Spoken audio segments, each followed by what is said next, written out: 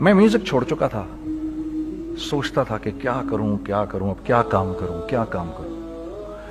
اور ایک سٹیج میرے پہ یہ آ گئی کہ میں نے آخری 100 روپے نکال کے اپنی بیوی کو دیے, جو میرے پاس آخری 100 روپے تھے, اور میں نے کہا کل مجھ سے نہ مانگنا کچھ, اب میرے پاس کچھ نہیں ہے, I have nothing, بس اوپر اللہ ہے, نیچے بس یہ حالات ہیں. لیکن میں نے ایک بات سنی ہوئی تھی مولوی طارق جمیل صاحب سے کہ اگر تم اللہ کے لیے کسی چیز کو چھوڑو گے, اللہ تمہیں اس سے بہتر چیز دے گا. یہ میں نے سنی ہوئی تھی, یہ حدیث کے الفاظ ہیں. اور میں تھوڑی دیر میں کبھی کبھار سوچتا تھا, میں کہتا تھا یار لوگ صحیح کہتے ہیں, یہ مولوی مرواتے ہیں لوگوں کو, مروا دیا مجھے, کہاں ہے وہ چیز. لیکن میرا دل اندر سے کہتا تھا نہیں, اللہ کے نبی کی بات سچی ہے, اللہ کے نبی کی بات سچی ہے, اللہ کے نبی کی بات سچی ہے. میرا دل کہتا تھا مجھے, یہ میں 2002 کی بات بتا رہا ہوں. So sitting in the masjid, I meet this man who comes up to me and he says, Bhai, what are you doing these days? I said, basically nothing. I'm just thinking of doing something. He says, how about if you and I think of something, let's just do something together. I said, like what? He says, I don't know, you tell me. تو اس نے کہا کیا کریں؟ میں نے کہا چلو کپڑے بناتے ہیں. تو ہم نے دونوں نے کہا ٹھیک ہے.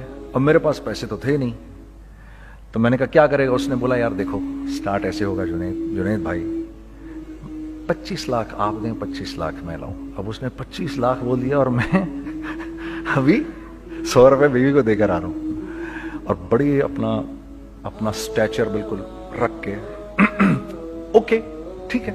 اب میں سوچ رہا ہوں 25 لاکھ کہاں سے ہوں گے, 25 لاکھ آپ لائیں, 25 لاکھ میں لاتا ہوں. میں نے کہا جی ٹھیک. تو میں گھر گیا, گھر بیٹھ کے سوچا, میں نے کہا کیا ہے, کیا بیچوں. ایک دوست کو میں نے بولا, اس زمانے میں یہ بھی پتا چل گیا کہ دوست کس چیز کا نام ہے, کیونکہ سب کو پتا تھا کہ یہ اس وقت مشکل میں ہے. تو یقین کرو 50 کی چیز ہر ایک مجھے 25 کوٹ کرتا تھا. 25 لے لیں جنید بھائی, اس کے یہی دے سکتے ہیں. یہ اپنے دوستوں کی بات بتا رہا ہوں.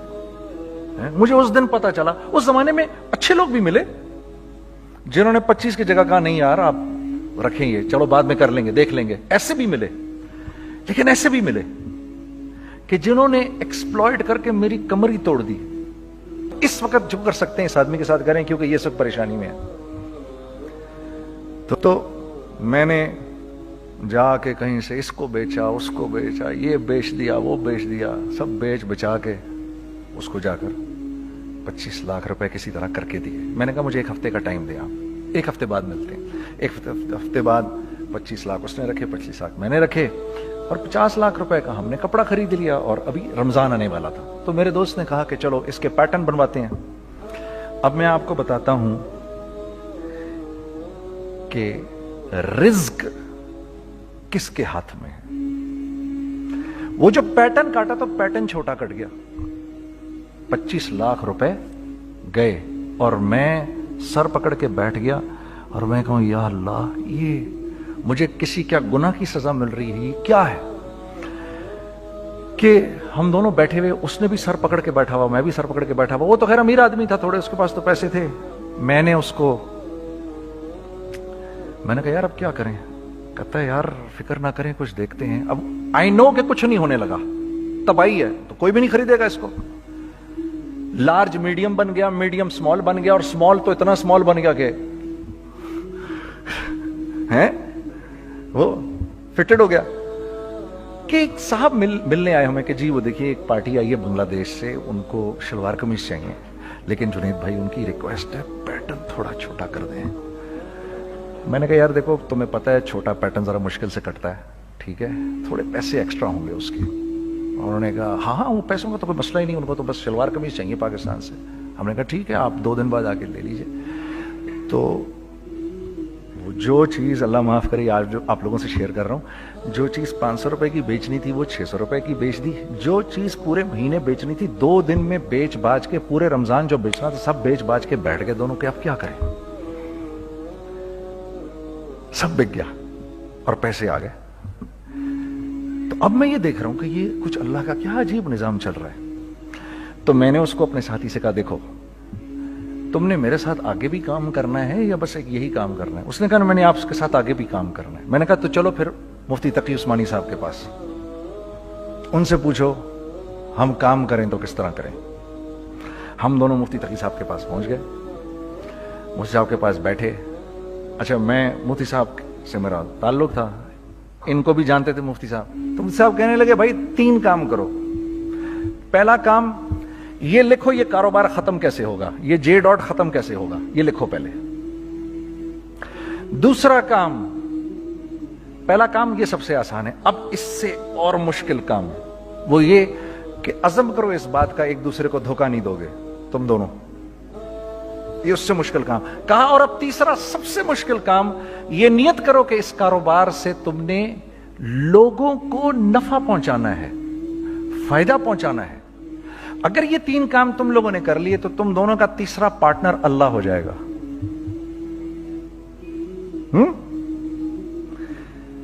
تو سب سے پہلا کام یہ کیا ہم نے، میں نے اس کو بولا قرآن پہ ہاتھ رکھ کے دیکھ، اللہ نے چاہا میں تجھے کبھی دھوکہ نہیں دوں گا۔ اس نے کہا اللہ نے چاہا میں بھی آپ کو کبھی دھوکہ نہیں دوں گا۔ یہ آج سے 15 سال پہلے کی بات ہے۔ پھر دن اور رات بیٹھ کر ہم یہ سوچتے تھے کہ ہم لوگوں کو فائدہ کیسے پہنچائیں۔ ہم نے ایک کپڑا بنایا، وہ کپڑا کاٹن کا۔ سب سے پہلا کام جو ہم نے کیا وہ یہ کیا کہ یہ جو مرا ہوا ایک نظام تھا کھڑیوں کا، اس کو زندہ کیا، جس کی وجہ سے تقریباً 10,000 لوگوں کی جابز لگ گئیں۔ ایک ڈائنگ آرٹ تھا بالکل۔ یہ کھڑیوں کا کپڑا ایسا ہی ہے جیسے ہینڈ میڈ شو اور ہینڈ میڈ کلاتھ، ٹھیک ہے نا۔ میں قسمن کہتا ہوں کہ اگر آپ کو میں نے ایک دفعہ آپ نے میرا کرتا پہن لیا جو کھڈی کا بنا ہوا ہے، ہو نہیں سکتا کہ دوسرا کوئی کرتا آپ سے پہنا جائے اس کے بعد۔ وہ ایسے جسم سے ملائم طریقے سے جسم پر آ کر لگ جاتا ہے۔ اس کپڑے کی ہم منہ مانگی قیمت لے سکتے تھے۔ آج اللہ کو حاضر ناظر جان کر کہہ رہا ہوں، ہم نے ایسا نہیں کیا، ہم نے ایسا نہیں کیا۔ ہم چاہتے تو کیا کر جاتے، لیکن نہیں کیا ہم نے، ٹھیک ہے۔ پہلا کام ہم نے کہا اور 2 لوگوں کو، اور 2 لوگوں کو، اور 2 لوگ پسند کریں گے، کوئی نہیں کوئی نہیں کوئی نہیں۔ میں آپ کو ایسی سینکڑوں مثالیں دے سکتا ہوں کہ ہم کیا کر سکتے تھے، ہم نے کیا نہیں کیا، صرف اس تیسرے پوائنٹ کو سامنے رکھنے کے لیے۔ وہ تیسرا پوائنٹ کیا ہے؟ لوگوں کو نفع پہنچانا، کیونکہ ہم نہیں چاہتے کہ ہمارا تیسرا پارٹنر ہم کو چھوڑ کے چلا جائے۔ میں آپ کو کیا کیا بتاؤں، تیسرے پارٹنر نے کیا کیا کچھ کیا۔ پشاور پہنچے میں اور میرا ساتھی، میں آپ کے سامنے وہ ایکسپیرینسز آپ کی تقویت کے لیے بتا رہا ہوں، آپ اپنی کوئی بڑائی نہیں بتا رہا، آپ کی تقویت کے لیے بتا رہا ہوں کہ کل جب آپ ایسے کریں گے نا تو گھبرانا مت۔ ہم کہتے ہیں ملٹی نیشنل آئیں ہمارے ملک میں، بہت اچھی بات ہے، آئیں، اس میں کیا ہے، لیکن یار ہم میں خود میں کیا کمی ہے، آپ مجھے یہ بتاؤ۔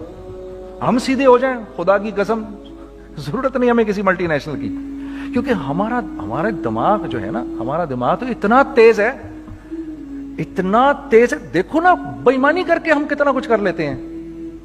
تو اگر اسی دماغ کو سیدھا چلائیں گے تو کیا کریں گے؟ اگر یہی دماغ سیدھا چلے، پاکستان، ارے بھائی بھول جائیں گے لوگ جاپان کو اور کوریا کو، بھول جائیں گے لوگ۔ اگر واللہ یقین کرو، اگر ہم اس ایک بات کو سامنے رکھ لیں، مجھے میرا اللہ دیکھ رہا ہے،